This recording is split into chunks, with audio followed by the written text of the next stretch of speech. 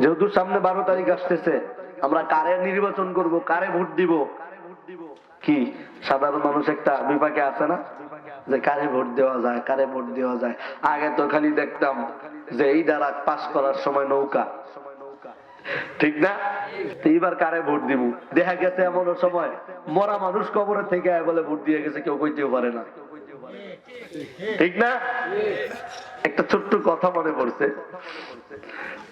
এক লোক ভোটের দিন যে কবরস্থানে দাঁড়ায় আছে, ভালো করে বুঝবেন, একটু কথাটা একটু বুঝলে মানে মনোযোগ দিয়ে শুনলে বুঝতে পারবেন। এক লোক কবরের পাশে যায় দাঁড়ায়, কবরস্থানে দাঁড়ায় আছে দড়ি টড়ি নিয়ে। এই রাস্তাতে একজন মুরব্বী যা, কিও ভাতিজা তুমি কবরস্থানের পাশে দাঁড়ায় আছো কেন? কার কইেন না, গতবার আব্বাই ভোট দিতে আইছিল, আয়ের আম্মুর সাথে দেখা না করে চলে গেছে, এই জন্য আজকে সকাল সকাল আইসা দাঁড়াইছি, দেখি কখন আব্বা বাইরে ভোট দিতে যায় আর আম্মুর সাথে যদি দেখা না করে যায়, তাহলে এই যে দড়ি নিয়ে আইছি এটা দিয়ে বান্ধা রাখি, ঠিক না? ঠিক না? কবর থেকে এসে বলে মরা মানুষও ভোট দেয়, আমরা শুনছি। এবার আর মরা মানুষ ভোট দেওয়ার সুযোগ আছে? নিজের ভোট নিজে দিব, যাকে খুশি তাকে দিব, ঠিক কিনা বলেন? তবে মুসলমান হিসাবে, আমি একজন আলেম হিসাবে আপনাদের কাছে আমার আবদার, আপনাদের কাছে আমার দাবি থাকবে, এবার যে কোনো মানুষকে ক্ষমতায় দিবেন না, যে কোনো মানুষকে আপনি স্বাক্ষর প্রদান করবেন না, যে কোনো মানুষকে সমর্থন করবেন না, দেখে শুনে বুঝে চিন্তা ভাবনা করে তারপরে আপনি আপনার ভোটটা দিবেন, ঠিক কিনা বলেন? কারণ বাংলাদেশে কত মানুষ কত গান শোনায়, অমুকে এটা করবে সেটা করবে, অমুকে এটা দিবে সেটা দিবে, অমুক কাট দিবে তুমুক কাট দিবে, অমুক করে দিবে অমুক রাস্তা করে দিবে। আমরা অনেক আশ্বাস শুনছি, কিন্তু আমরা এখন আর কোন আশ্বাস শুনতে চাই?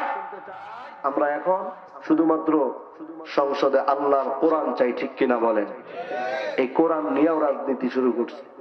কেউ বলে আমরা কোরআনের আইন মানি না, কেউ বলে আমরা কোরআনের আইন বাস্তবায়ন করব না, কেউ বলে আমরা ইঙ্গিতে মানে মানুষকে আগে ক্ষমতায় যাই তারপরে এটা করব সেটা করব, আবার কেউ বলে আমরা ক্ষমতায় যাওয়ার আগেই কোরআনের আইন চালু করব। আছে না নাই? কিন্তু সাধারণ মানুষ বিপদে, ঠিক না? এখন চিন্তা করে কারে ভোটটা দেই। সাধারণ মানুষ চিন্তা করে কারে ভোট দিব। কেউ কয় আমরা এটা করবো সেটা করবো, দিমুটা কারে, আমরা দিব কারে, ঠিক না? জানার দরকার আছে না নাই? জানার দরকার আছে না নাই যে ভোট দিব কারে? এই জানতে চান কি চান না? চান কি চান না? হ্যাঁ, যাই না শুই না বুঝা চিন্তা কইরা তারপরে ভোট দিয়ে। এবার যেখানে সেখানে ভোট দেব না ভাই, এবার যেখানে সেখানে ভোট দেব না ভাই, ঠিক কিনা বলেন? দিবেন যেখানে সেখানে, ভোট দিবেন ওই রকম ব্যক্তিকে, আপনি সাক্ষী প্রদান করবেন ওই রকম ব্যক্তিকে, সমর্থন করবেন ওই রকম ব্যক্তিকে যার ভিতরে সুন্নতি লেবাস আছে, যার ভিতরে সুন্নতি দাড়ি আছে, যার ভিতরে সুন্নতি টুপি আছে, যারা বলে আমরা দেশটাকে কোরআনের রাজনীতি দিয়ে চালু করব, যারা বলে আমরা দেশের ভিতরে শরিয়া কায়েম করব, ওই সমস্ত ব্যক্তিদেরকে সমর্থন করবেন, ওই সমস্ত ব্যক্তিদেরকে ভোট দিবেন। বুঝাইতে পারছি? কারণ কোরআন দিয়েও এখন অনেক তামাশা করে, কোরআন নিয়েও ব্যবসা করে, আছে না নাই? আল্লাহ হেদায়েত দান করুক, বলে না আমিন। আরো জোরে বলে না আমিন। রাগ করলেন? মন খারাপ করলেন? আমি মনে হয় বিএমপি রে ভোট দিতে গেলাম, জামাত রে, চরমনাই রে, জাতীয় পার্টি রে, আওয়ামী লীগ রে, হ্যাঁ কোন দল রে বলছি? আমরা যেহেতু মানুষ, আমরা বিপাকে আছি যে হুজুর কারে ভোট দিব।